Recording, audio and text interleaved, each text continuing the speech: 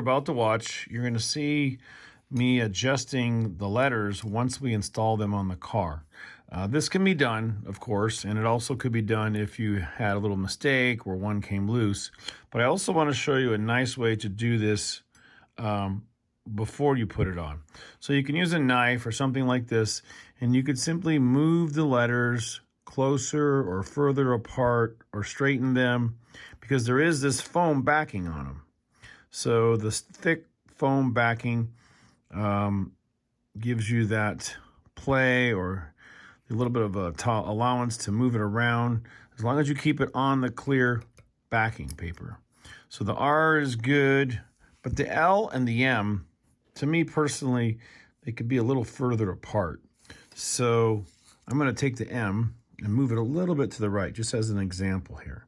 So just simply stick something underneath the M, pry it up, and then you can reposition it. And it's really easy to use something flat like a knife and put it a little bit closer.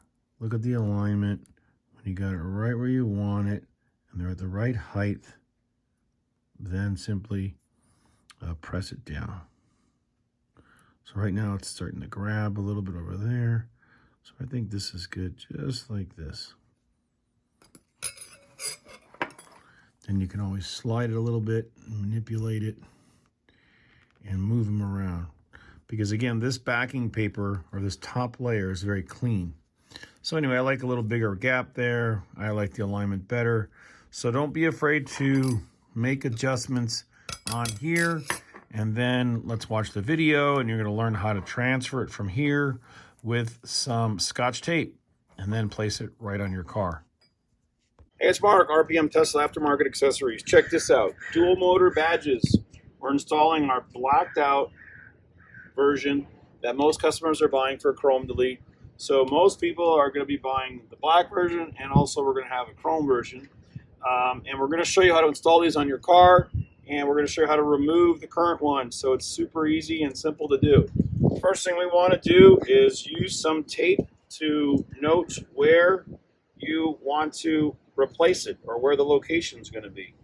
So I like to put, you can use painter's tape, anything you really want. I like to put a piece on the end to mark where I want the letters to start. I like to put a piece on the bottom to make sure that I put them on level with the original location that Tesla has put on. And let's say you don't have a dual motor, or a ludicrous or a performance model. You would probably just want to make sure you are the right distance. So this is 2 inches from the side and about 1 inch up. So just so everybody knows, that might not have a badge on the car. Maybe you got it out of a body shop. Maybe someone took it off and it was stolen. Anyway, this is 2 inches. So 2 inches to the left and 1 inch up. So let's get started with removing it. So you're going to need some fishing line. Some people like dental floss, but I'm going to use good old fishing line. And you're going to get underneath it and work it all the way across. Now this has been removed from my car, and it has been painted, so it does have adhesive under it, but it'll probably be pretty easy to get it off. So the best thing to do is let it warm up in the sun. Use a heat gun, do it in your garage, but get the adhesive melted or slightly liquefied. And I think I'll start on the D, and you can see I'm just going underneath it, and I'm going to do the stripe at the same time. So just go underneath it, and they're just going to pop right off like this. Miss the M. Just like that, and the letters are gone. So don't remove the marking tape on the sides, but now we're going to have to get the adhesive off. This takes a little bit of time, and people have different theories, and everyone tries different things, but honestly, the best way to get the residual foam tape off is to just use a finger and get it warm. So, see, I'm just pushing it gently pushing it off.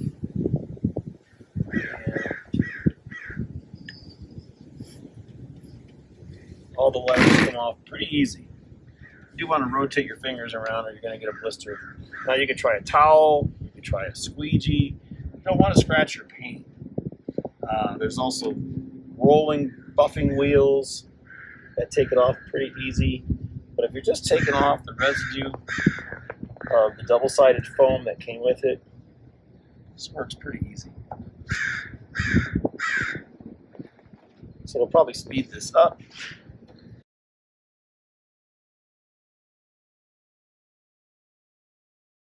And you cannot see anything but your paint.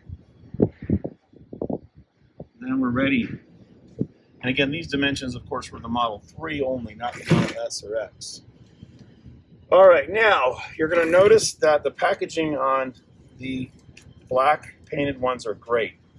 It has a front cover and a back cover. The front cover helps us align where we want it with a little window in it. The back cover is for taking it off. Okay, now we're going to get ready with the preparation. So we recommend at this point that you take the top layer off and press it down so it sticks to the back layer.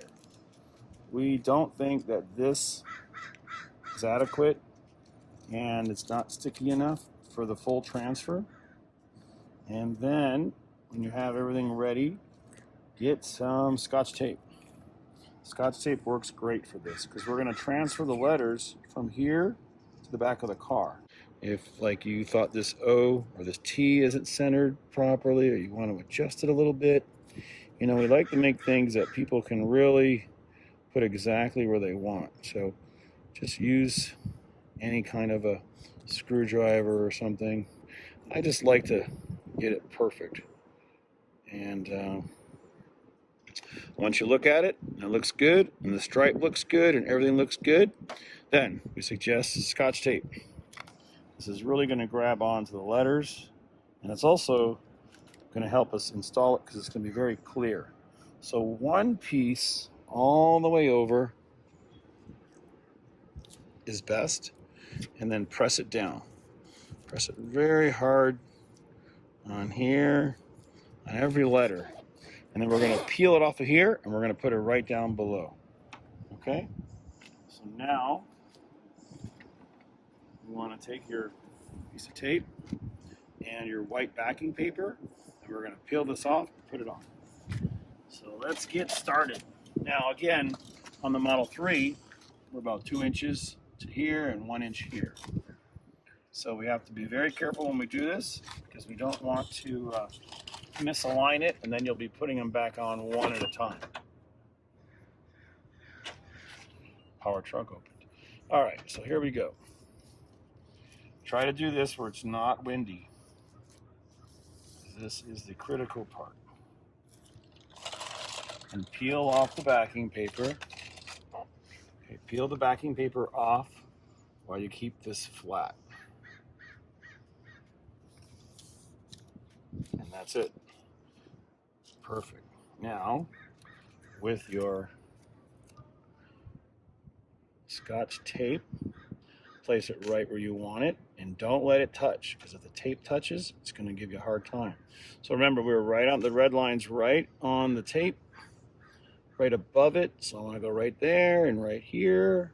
Anywhere in this ballpark should look great. And press it on. Now, we thought about doing a little bit of troubleshooting, but as long as you use Scotch tape, and as long as you're really careful, you shouldn't have any issues. So now let's show you how to peel it off. So again, painter's tape works good here. Just push it down and pull it on an angle. You don't want to pull it straight off. So you want to pull it down on an angle so it's pulling away from the letters, giving them no chance to lift off. And again, this is coated underneath with double-sided tape, 3M VHB. Pull that off. Remove your tape.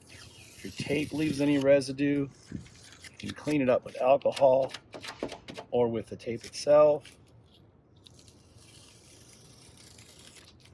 And that is it. But anyway, I think it looks great. It's affordable. And in the case of my car, where I've got a lot of glossy black, satin black on it, it looks great with carbon fiber. The tail lights are glossy black. And now the dual motor is in place. Thanks again. And again, Scotch tape over the front will make it work easiest. Thank you.